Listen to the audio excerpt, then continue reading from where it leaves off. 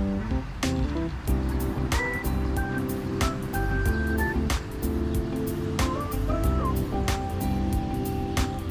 everyone! Welcome back sa ating channel. So guys, maglakad-lakad muna ako guys kasi ako ay lilipat na naman. Kasi dapat guys, dyan ako sa mall na yan magtatrabaho. So, bali, ang medyo hindi maganda ang naging opportunity ko dyan. Kasi nung bago ako umalis sa aking dating company,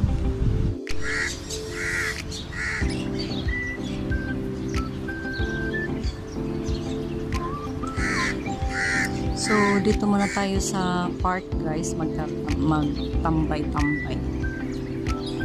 So, ngayon, yun nga,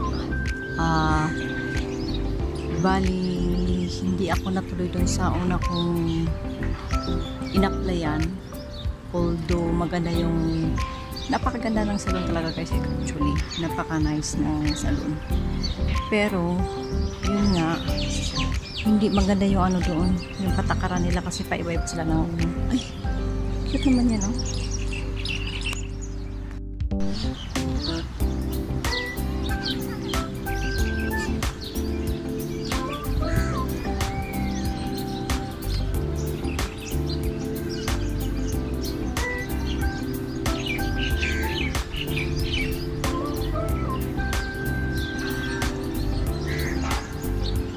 So, bali, yun, yung patakaran nila is pa-iba-iba. So, yung pinaka-first na manager na nakausap ko guys is, ano siya, kumbaga, hindi na siya naging manager doon. So, yung pangalawang punta ko na naman doon, yung pangalawang manager is sabi is babalik daw ako after ng 20 nung last month. So, naghintay ako. Again, nung pumunta ako, pagkat yung babalik naman ako ng 25. Ote, karoon pa ko na sa kanya, alam mo, pinabalik-balik ko dito. Sabi ko, wala lang buhok ko. Hindi mo man lang iniisip na magbabayad ba ako ng bahay. So, sabi ko, okay, I will Baha, diriputi. Nung pagbabalik ko naman ng 25 dash yun na, doon na. Wala siyang nagkuhan sa So, bago na naman pala ang kanilang manager. So, mag-trial ako. So, pagkatapos mag-trial, lahat is everything okay na. So, saka sila nagsabi sa akin na babawasan nga daw yung ano ko. Sabi ko, hindi first sa akin side kasi ilang beses niya akong pinapabalik-balik dito. Tapos, na ilang yung una, lagi niya akong tinatawagan. Tapos, hindi mo lang yung sinabi sa akin kung ano talagang pinaka-original status ko dito. So, I will not take that one. Yung sabi niya sa akin na yung pinaka-offer niya sa akin. So, hindi naman tayo mahambog guys. Kahit sabihin pa natin na may kaalaman tayo. Pero kasi, ang naging hindi lang fair sa akin kasi ilang beses na ako pinapupunta, tapos hindi man lang sila nagsabi sa akin kung ano yung pinaka-original status ko.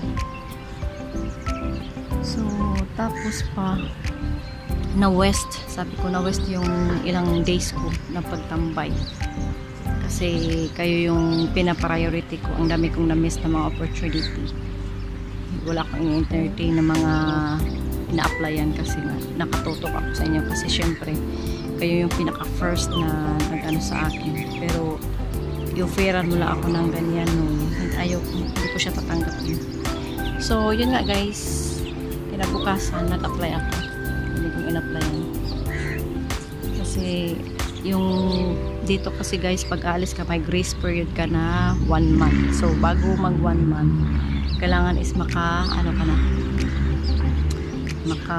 visa na kasi otherwise magkaka-penalty ka. So parang naging ano ako guys kasi syempre nag-ano ako ng bahay kasi promise nila sa akin before is may libreng bahay pero wala naman pala kasi bagong management. So bali wag na tayo ano guys sa magandang ano ng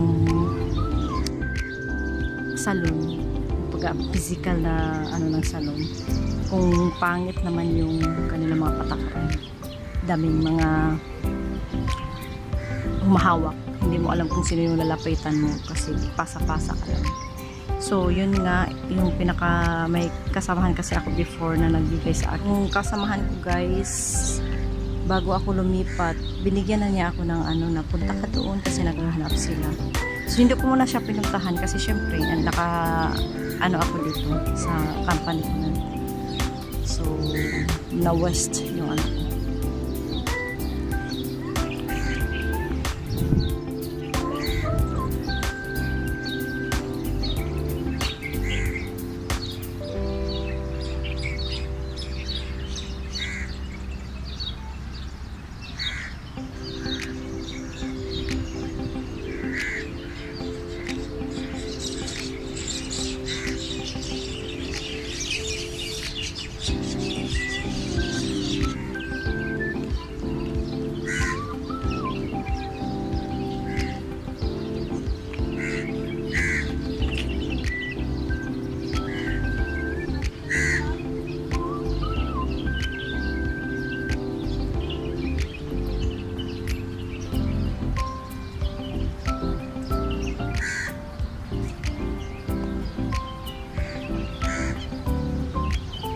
So yun, yung unang binigay sa akin na hindi ko entertain, doon pa ako natanggap. Tapos yung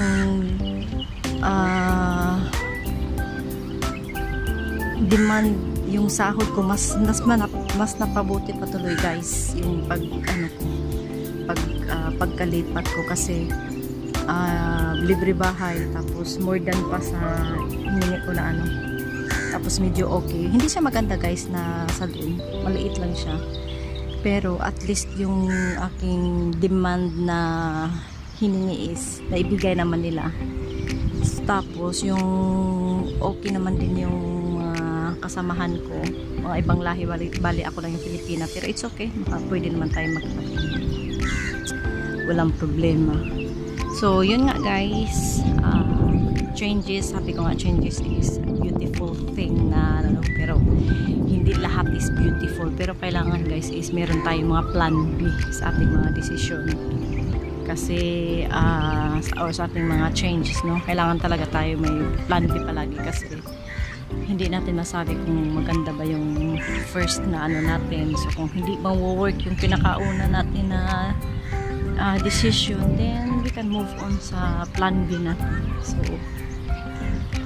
tsaka prayers talaga guys, that is one of the factor na pinaghawakan ko, prayers talaga. So kahit na during those times na parang napaka-desperate ko, pero hindi pa rin ako ano, so kumbaga may kasabihan na pag hindi ukol, hindi bubukol, di ba? Kung hindi talaga para sa iyo guys, hindi talaga para sa kahit na i-insist mo yung sarili mo, talagang if it was meant for you, hindi talaga. So wag na tayong paaksaya.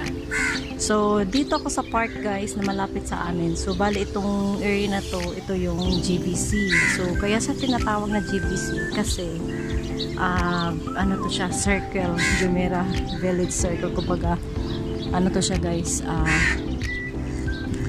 pag ano mo siya sa mapa is ano talaga siya, bilog yung ano na area. So mostly ang dami nitong ano na area na to guys, ang dami itong mga park. So ito yung ano ng mga bata, playground. So maganda to maglakad-lakad kasi medyo maganda pa yung weather dito. So marami ding mga ano guys, dito ako kumukuha ng shorts ng mga ibon. So maganda, take the opportunity.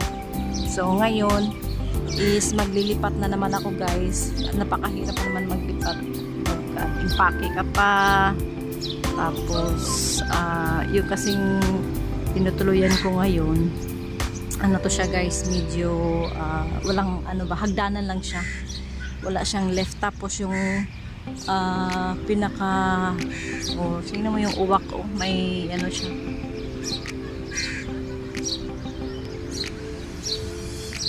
Yung kusina namin is nasa baba. So masakit sa tuhod. Tapos ako naman is nasa taas din ako yung kama ko is nasa taas. Diyos ko, hirap. Masakit sa paa. Kasi ang cute ng ibon, guys. So doon sa bandang doon mga Pilipina. Mag-ano sila. Okay. So yun guys, thank you again. So this past few days,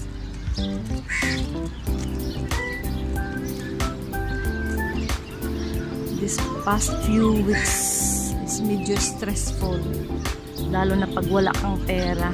So napaka-importante talaga, hindi talaga tayo makapag-mobilize pag wala pera. So kailangan talaga bago tayo alis is mag-ipon muna para just in case tayo mag-a-apply. So syempre may edad na rin tayo. Ang kinukuha nila dito is medyo bata-bata pa sa atin. So kailangan talaga is mag-ipon.